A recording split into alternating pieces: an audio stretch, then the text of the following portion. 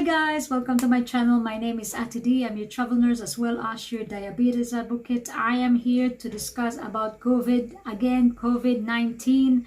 Since that time as healthcare professional, and we are the front line of this war against this virus. Obviously, we are directed by World Health Organization, not from a newspaper, not from Google, not from MSN or Yahoo or whatsoever, not in Facebook, Instagram, or Twitter. We are directed by the World Health Organization. So, kamo diya sa Pilipinas, kinahanglan mo tan-aw ra gyud mo og unsay gistorya sa World Health Organization. Kana sila magpreskon ganina sila, nagtan-aw na sila unsay mga panghitabo kana mga bagong nga research, mga bagong nga manggipangan kay because sa tuod lang diri sa UK every person na sa healthcare kana mga manager naguna sige na silang every day they have a meeting and every minute there's changes on the findings. So guys, ayaw mo paminaw anang mga newspaper, paminaw ra mo sa World Health Organization or sa Department of Health sa Pilipinas. Okay? So, earlier this morning, I think yesterday, sa ako mga when I was on my break, I have some messages like a comment by my friend Rian. She is a very very good friend of mine, and then I love it because she is very very interested. Like she's a bit confused. Is it a droplet or is it a aerosol? Or, not aerosol but an airborne. Ang coronavirus. Ito kasi, ang coronavirus, as what the World Health Organization said, and other scientists, known scientists, said that coronavirus is a droplet po. Droplet.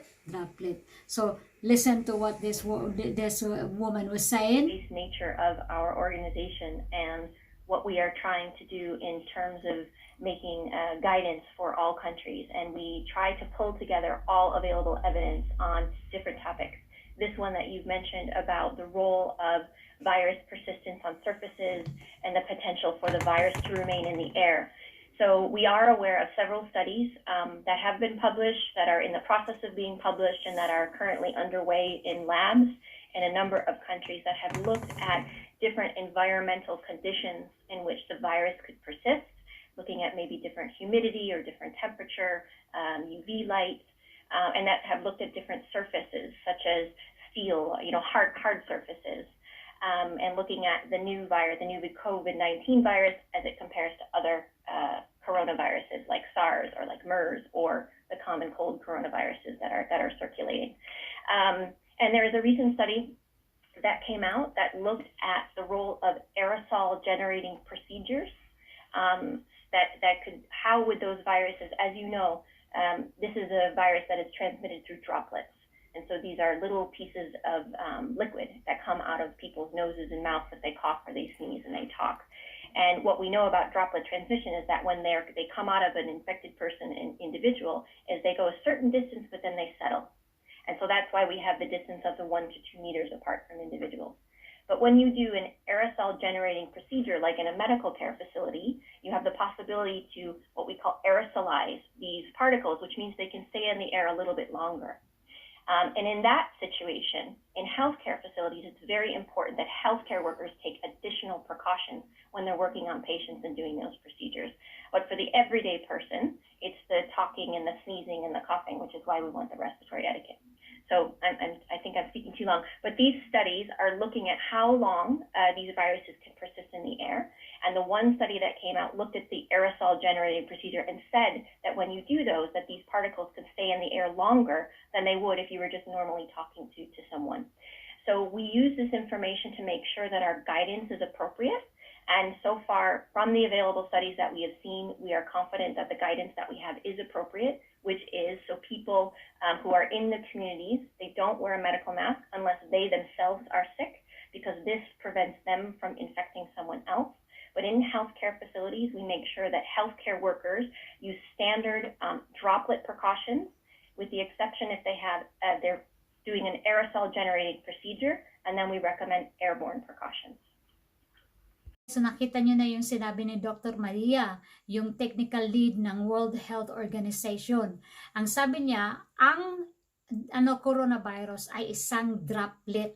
Oh, alam nila na may nag-study tungkol sa yung attitude, yung personalidad ng coronavirus. Pero yung nakikita nila na studies na yung linalagay sa mga newspaper at saka elaborate, ang sabi nila is talaga naman lang kinoconsider nila yung mga study. Pero para sa kanila, based on the studies that they did and they did the analysis of it, what they have talaga is tama.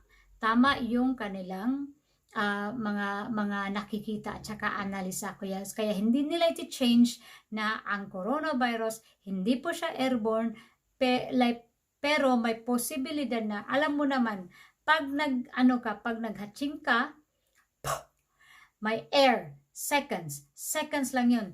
Seconds lang yung paglipad ng air, tapos pababa na siya. Nakita mo yun sa picture na linagay ko nung nagsasalita si Dr. Maria, no? Na pag ganyan, tapos pag ganyan, pag landing.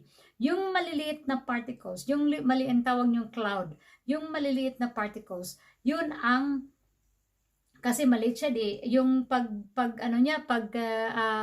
tapon niya is talagang malakas, Minsan nga 75 miles per hour, yun ang takbo ng virus, no? Pag maliit siya. Pag malaki naman yung particles, bagsak siya kagad by seconds. Kaya nga sabi nila na there's a possibility na mag-airborne siya but only in seconds. Yung study naman na nandito na gawa ng National Institute of Health, yung CDC, yung OCLA, at saka Princeton University, yung mga studies na yun, pinag-aralan nila kung ano yung kung ilang oras ba magsistay ang virus sa surface at saka yung sa aerosol. Yung aerosol na pinag-usapan ay yung incubation, yung procedure yung pinag-usapan dito, hindi yung itself, yung intubation or itself, but the procedure, yung kagaya ng sotrake. So kami mga nurses, linilinisan namin yung kasi minsan yung mga tao na may trachea, hindi na sila sa yung pag pag-excrete ng mga kanilang mga phlegm at saka mga gunk dyan. So mga ginagawa namin mga nurses ay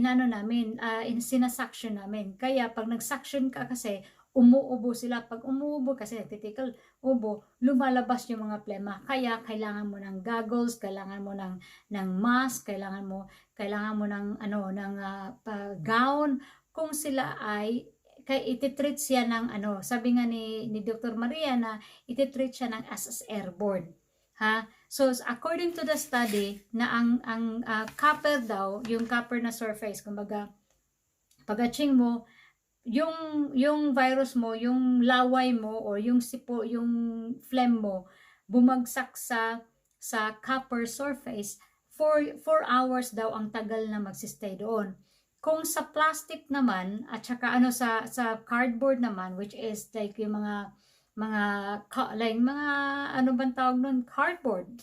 What's cardboard? Karton.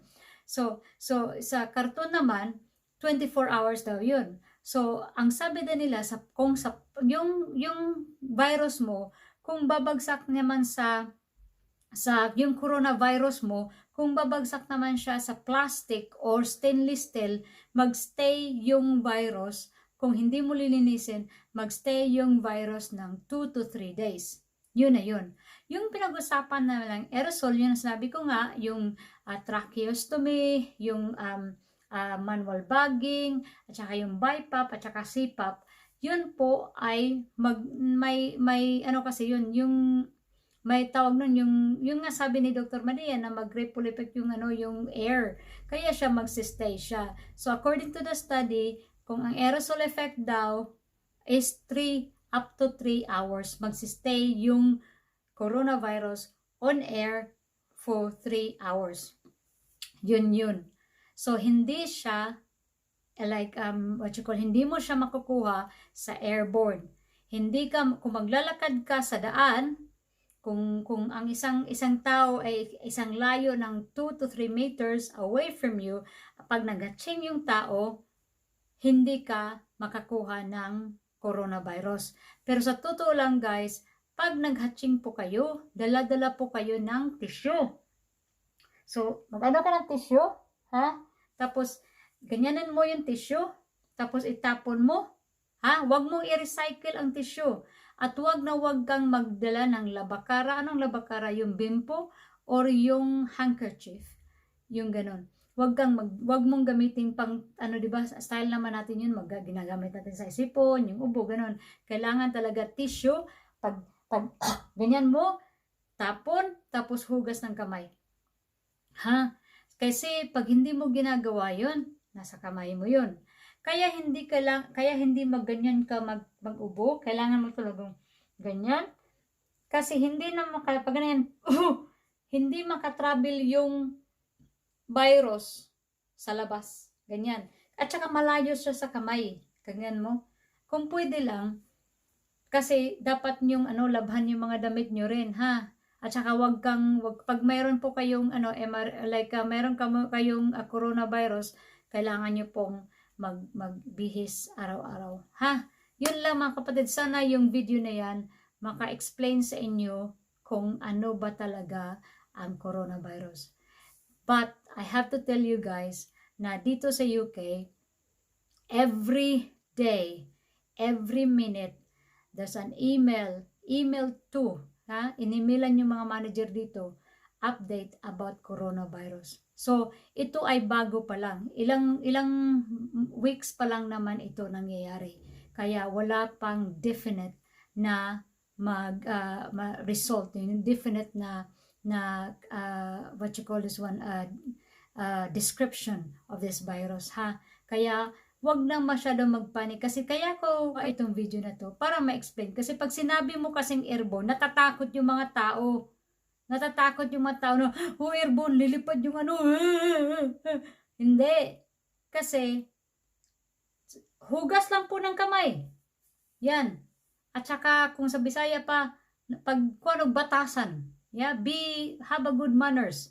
Pag may ubo, takip sa muka, tissue, tapon, basura, hugas kamay. Agsa, wag kang basta-bastang ganyan-ganyan ng mga surfaces. Yeah? Kaya yan lang ganun. So, kung wala po kayong sakit, hindi ka kailangan magkaroon ng what you call this one, mask. Kung may family po kayo na may sakit, syempre, you protect yourself, protect the others as well. Yeah? At saka, uulitin ko, wag kayo pong gagamit ng cotton na mask, yung fashionable mask, kasi itry nyo ganun. I-feel nyo kung may lalabas na hangin. Kasi pag may nalalabas na hangin, therefore, may nakais ka po na virus sa bibig nyo. Okay? Yun lang. Salamat po. Rayans, hopefully that this video of mine answer your question. And yun lang po. Hindi ko ito mapunta sa malagay sa YouTube kasi may mga hindi ako ang owner ng video. Kasi yung owner ng video is the World Health Organization. Baka ma-blacklisted ako. Kaya, thank you. Bye-bye.